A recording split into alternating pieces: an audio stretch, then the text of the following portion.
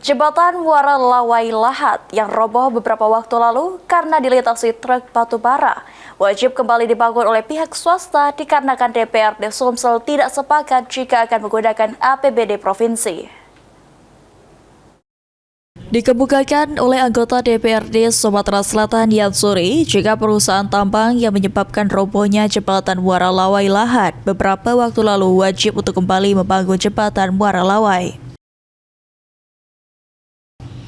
Bahkan menurut Yan Suri, jika nantinya perusahaan tidak mampu membangun kembali jembatan Muara Lawai, akan direkomendasi untuk diberikan sanksi. Disampaikan oleh Yan Suri, dari dana APBD Sumatera Selatan tidak mampu untuk menggantikan pembangunan jembatan Muara Lawai.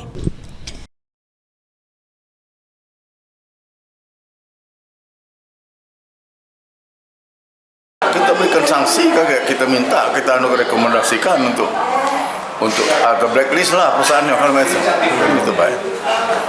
Bagus kalau dia kan, harapan kita. Yang pasti kita dana APBD tidak mungkin untuk ganti itu. Untuk menganggarkan itu kan? Iya, menganggarkan itu. Okay. Diketahui jembatan Muara Lawai Lahat telah roboh karena dilintasi secara bersamaan oleh beberapa truk batu bara. Jembatan Muara Lawai sendiri dibangun oleh pemerintah pada tahun 1977. Tim Liputan, PAL TV.